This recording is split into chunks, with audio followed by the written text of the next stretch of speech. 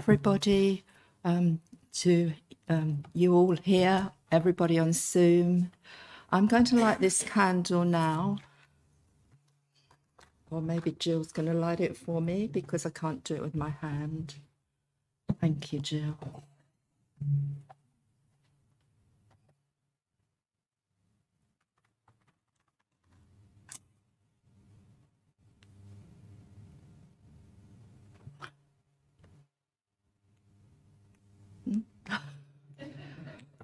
Sorry about this.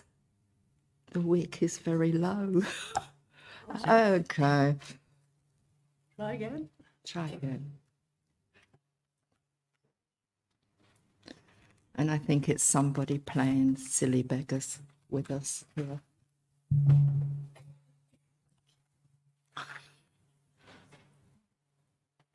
Thank you, Jill. It's like see mine go. Come on, and it good one. That's a beautiful flame. Thank you.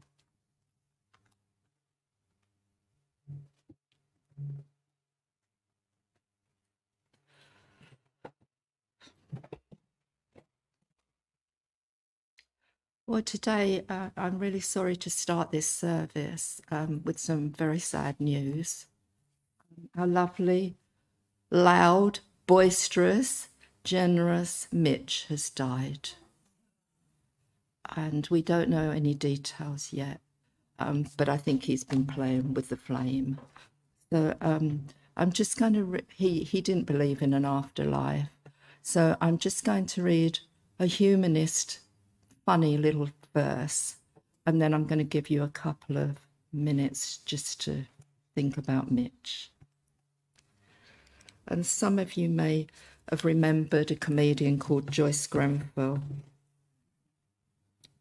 If I should go before the rest of you, break not a flower, nor inscribe a stone, nor when I'm gone speak in a Sunday voice. You know that sort of voice, Sunday voice. But be the usual selves that I have known. Weep if you must, parting is hell, but life goes on, so sing as well. So I know he'd want us to carry on with the service, and I know I'd just like to say a bit about Mitch, really, because he helped dig the spiral. So whenever you go out to, well, he did a lot of digging of the spiral. So when you go into the spiral, you might like to think a few words about Mitch. And I'm going home later to eat the big bag of jellies that he bought me. Okay. So I'm sorry to give you that news. We will let you know more when we know more. And I've chosen the opening words this week because of the violence that has been going on across the country. And it's from the book Fragments of Holiness. And the book fell on the floor and it opened to this passage. There is power in love. Don't underestimate it, but don't over-sentimentalize it. The source of love is God. God is love. Love God. Love your neighbours. And while you're at it, love yourself.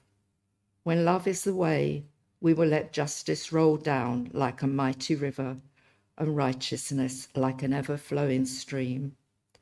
Poverty will become history. The earth will become a sanctuary. We will lay down our swords and shields down by the riverside.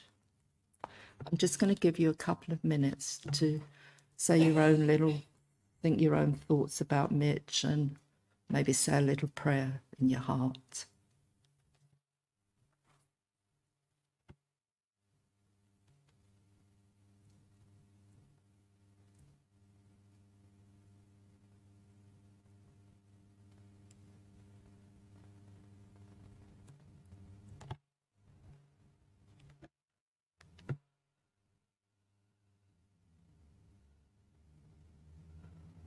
I know Mitch would like us just to carry on as normal. I mean, you know, big, loud Mitch, he always had something to say, and I'm sure he'd have something to say about this service.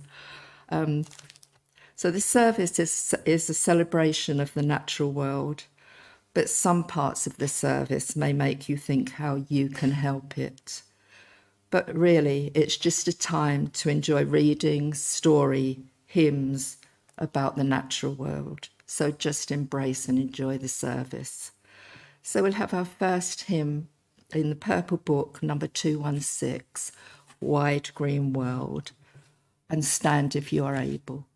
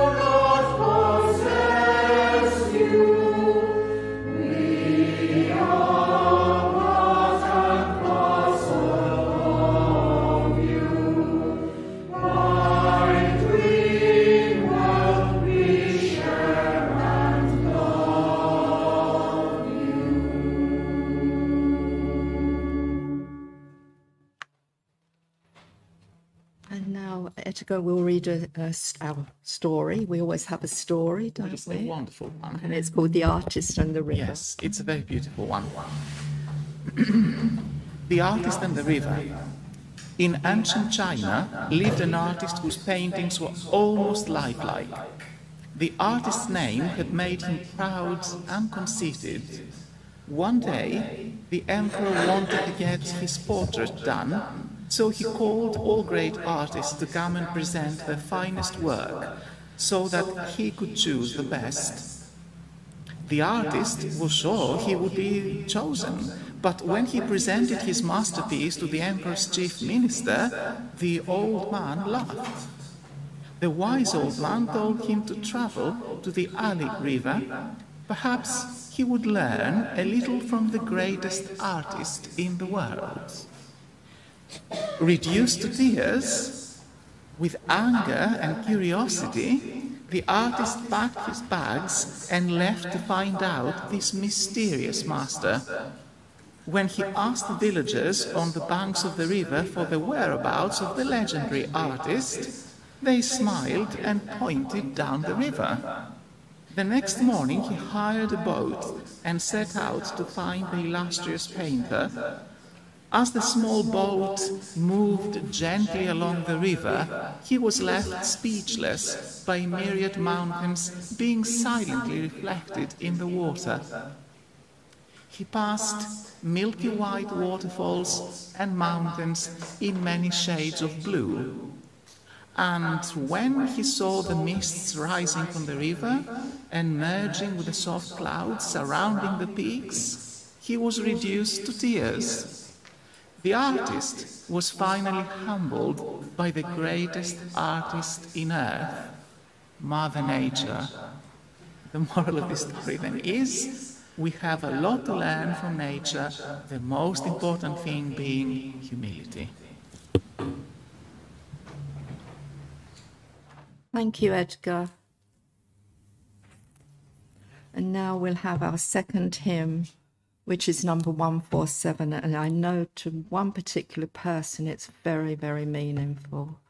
But I love it anyway. So 147, Spirit of Earth, Root, Stone and Tree. And stand if you're able.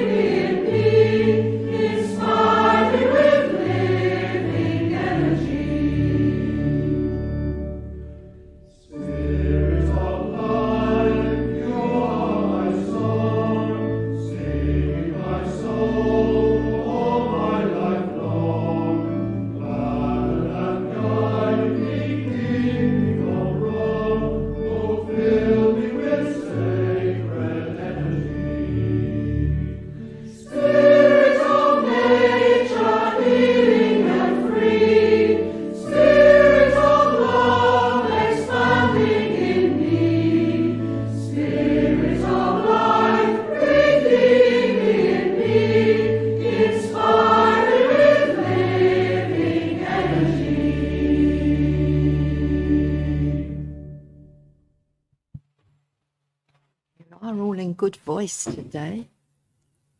And the our first reading is My Help is in the Mountain. I don't know who wrote it, but Caroline is going to read it for us. My help is in the mountain. My help is in the mountain, where I take myself to heal the earthly wounds that people give to me. I find a rock with sun on it, and a stream where the water runs gentle, and the trees which one by one give me company, until I've grown from the rock and the stream is running through me.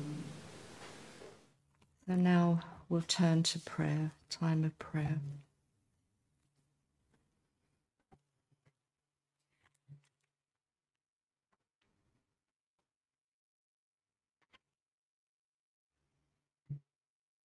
And this is a prayer by Jacob Trapp, Unitarian Universalist minister. Divine Spirit, grant us to walk in beauty, seeing the uncommon in the common, aware of the great stream of wonder in which we and all things move. Give us to see more deeply into the great things of our heritage and the simple but sublime truths hidden in every leaf and rock. May our hands treat with respect the things you have created. May we walk with other creatures as sharers with them in the one life that flows from you. Amen.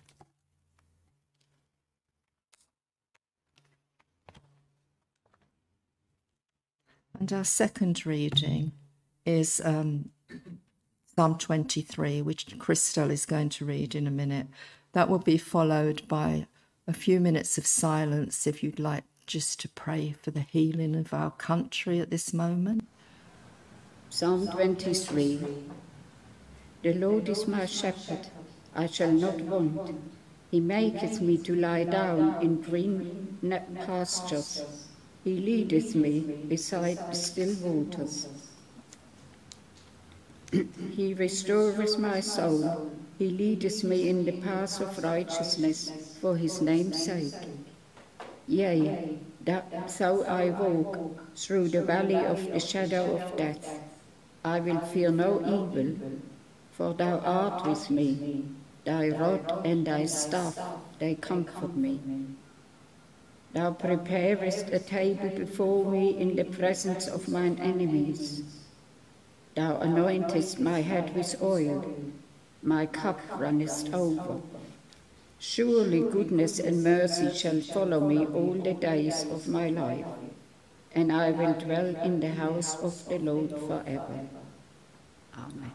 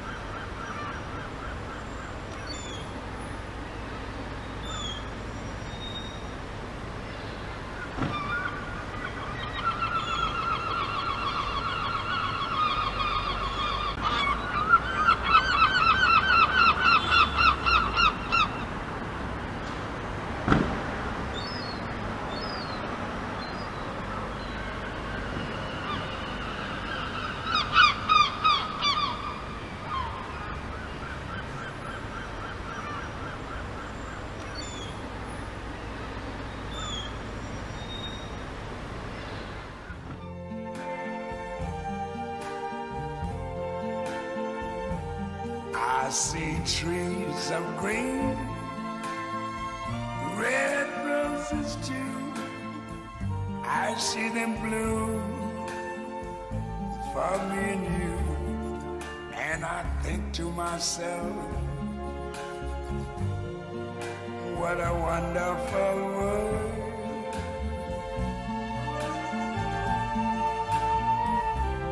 I see skies of blue and clouds of white, the bright blessed day, the dogs say goodnight, and I think to myself, what a wonderful world.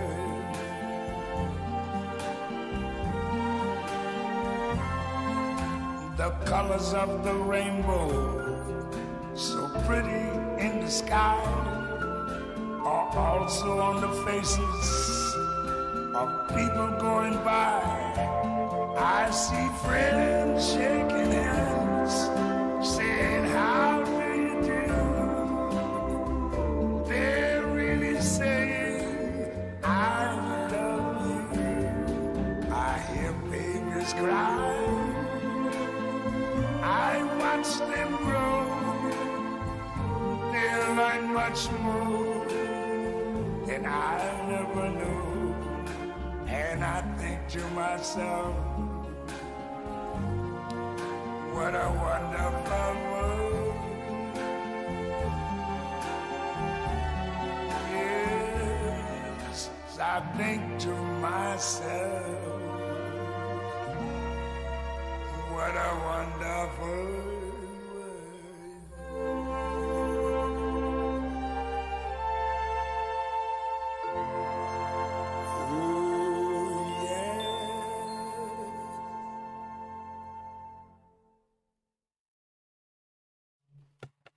I hope you enjoyed that. I just think sign language is so beautiful, and hopefully it's going to be taught in school soon.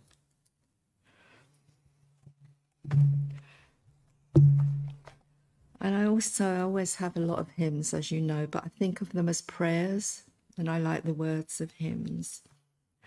So our third hymn is 128 in the Purple Book, Our World is One World. Stand if you may.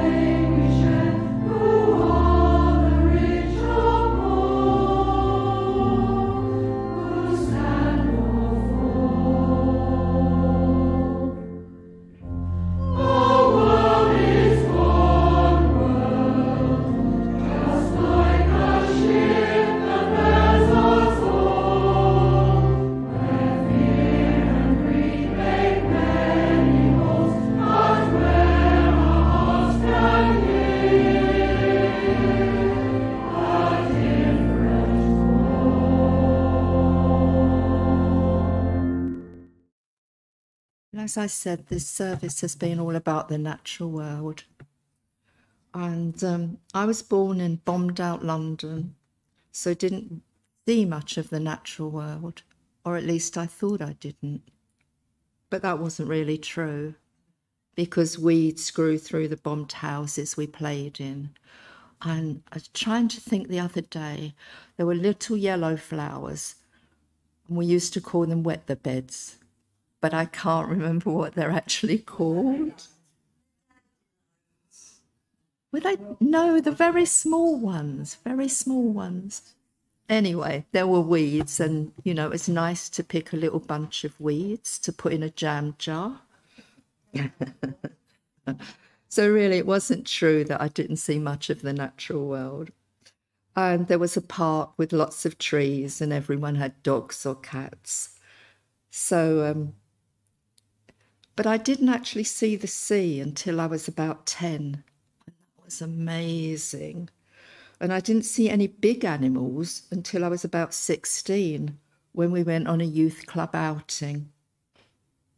And it was there that I fell in love with cows, my favourite animal. And then I fell more in love, even more in love, with belted Galloway cows. Oh, I think they're so charming. And a couple of years ago, I was so excited because there were a couple of belted Galloway cows that were introduced on Dartmoor. And now there's a big herd of them. And I go regularly to see my cows and feel their presence. So I think I am one with the cows. Sometimes we forget we are also part of the natural world.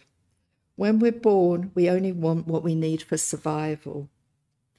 And in the last 2 weeks, I've got 2 baby great-grandsons, so I can hear, you know, I'm hearing this cry for survival and feeding, etc. So when we're born, we only want what we need for survival. But then we learn smell, sight, sound. And we then may eventually grow away from this natural world. But there is something innate within us that always will draw us back, because we're not really separate from the natural world. We are actually part of it. We need to keep rediscovering our relationship to nature. I think we've all heard of forest bathing, which started in Japan. It's walking under a canopy of trees.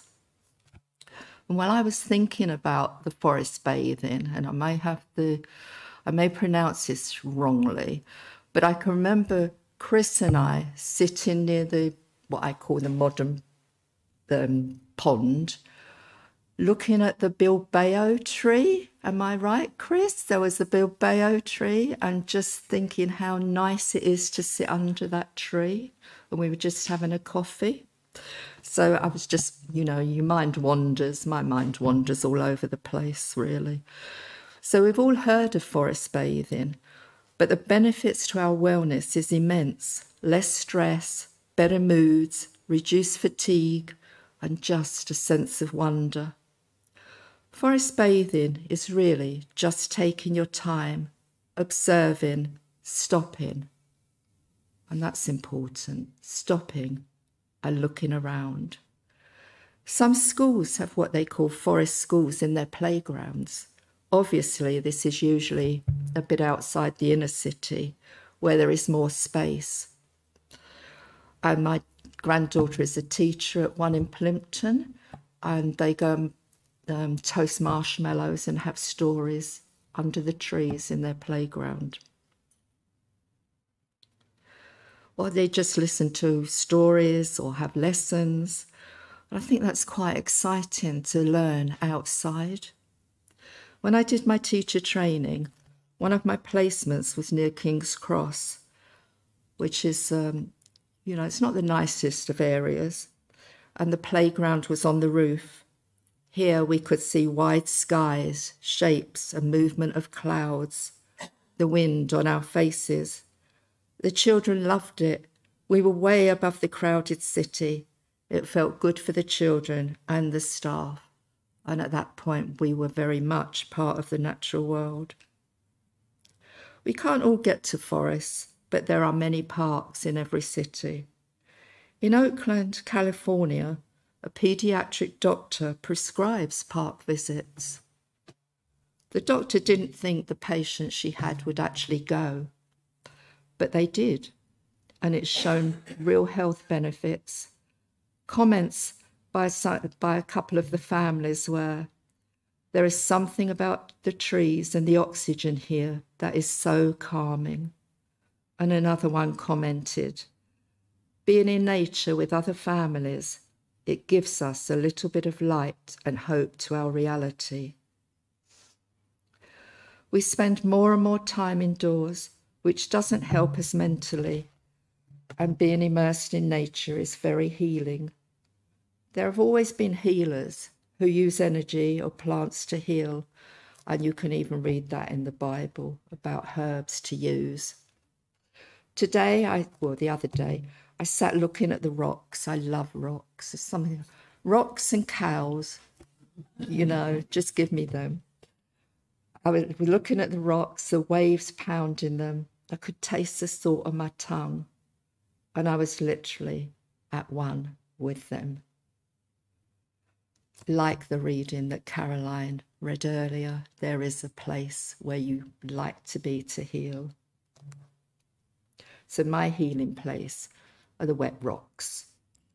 Maybe different to your healing place, but it suits me. Again, I come back to we've maybe thought we are separate from the natural world, but we are very much part of it. And we must always remember everything is connected.